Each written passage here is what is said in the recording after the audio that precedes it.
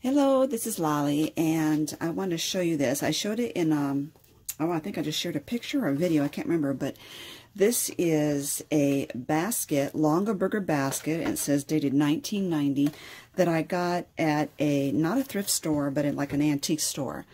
And so it is wood. If you're not familiar with Longaberger, these are wood, and this is wood, solid wood. So it's a little stronger.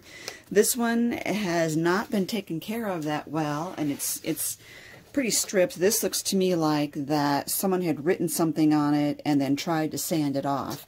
So that's not looking good, and this is just not in great shape. So I do have some Longaberger baskets, and that I would never think of doing this to, but this one I wanted to go ahead and do chalk paint on.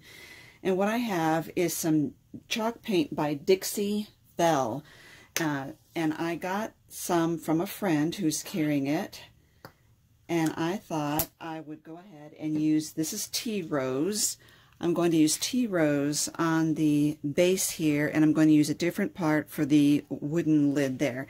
And then I have an image that I want to put on the lid.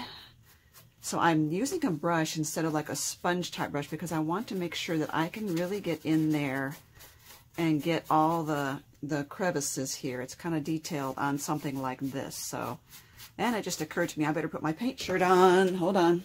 Okay, I'm getting this on, and while I'm buttoning it, I want to talk some more about this. This is a real pale kind of a mauve, and I really like it.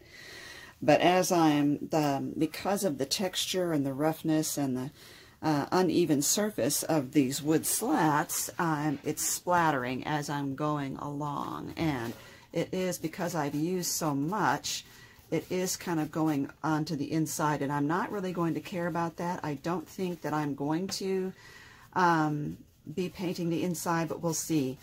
I just think this is something I want to do because I don't like the condition that this basket is in, but I do like the wooden Longaberger baskets.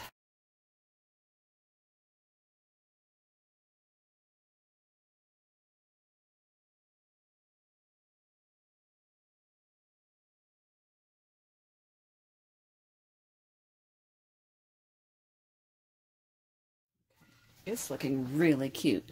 I think what I'm going to do is I'm going to finish this off camera, so you're not just watching me go through this procedure. I'm going to do this whole base, and then we'll revisit it and see where to go from there.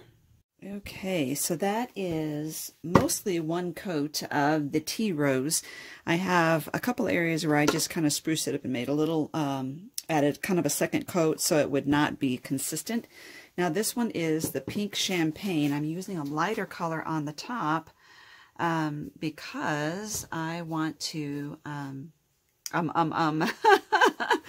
because I want to Mod Podge an image over here. And I know I'm using a really tiny brush on the top, so there's a reason for it. I want to be able to get around some of these areas like this. I'm still using my crummy brush.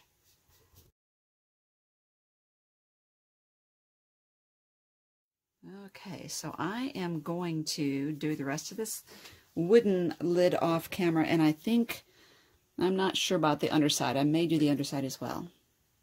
Okay, it's all painted, and let me get this out of here so that the glare is not interfering here. And you can see here by the two colors. If I'm looking just at this, it looks awfully white until I have a white background behind it. Anyway, I love it. Okay, so there's one of them cut out. Now, oh, I think it's so cute.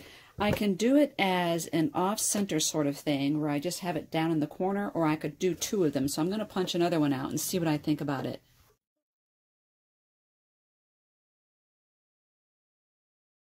Oh, I think it's really adorable. And I think this time I am going to go with putting them both on there. So what I'm going to do is get me some Mod Podge.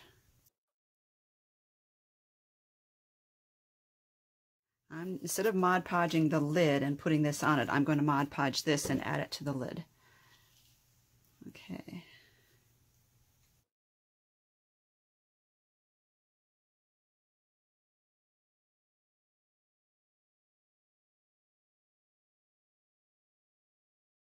Okay, now for this one.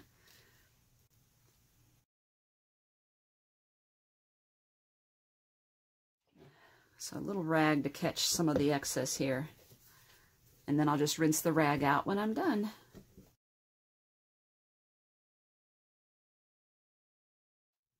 Okay, folks, we're going to let that dry.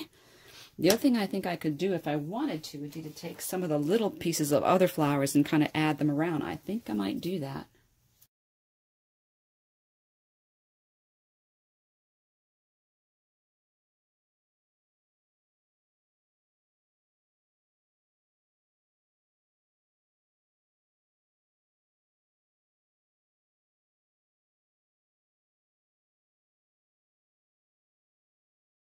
Now, in a few areas, like I've mentioned, because these are very frail and thin stems, as I was Mod Podging, the flowers kind of overlapped each other, and that's just fine. I think that gives it a nice dimension.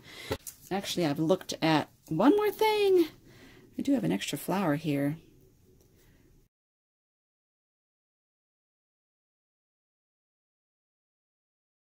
There. Oh, it's so cute. Sorry, it goes off camera. Very cute. I am so loving this.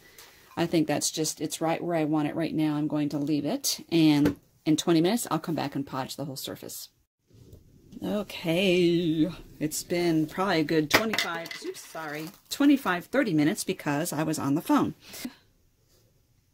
I'm being very gentle here, trying to get around in the crevices and around there, you know.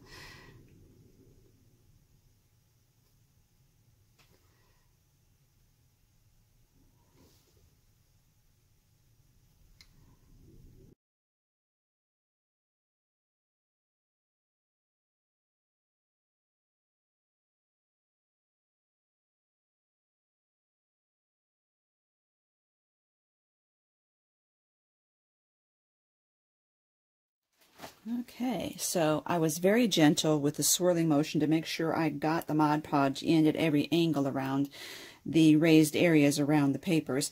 And then I just kind of mopped up a little of the excess as I was going. So this will dry for another 20 minutes, and I will give it a second coat and maybe even a third, since this is the top and I want to protect it really well with all that paper on it. So I do believe I'll do 3 coats.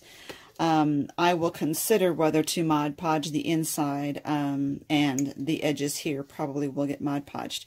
So that's probably all I'll show on the video. There is an option too. You could add other things to the top. You can add buttons to the center of these. We may do that. Let me look at it and think about it once it's dry. I don't want to mess with it. Maybe when it's dry, some big brown buttons over there would be really cute.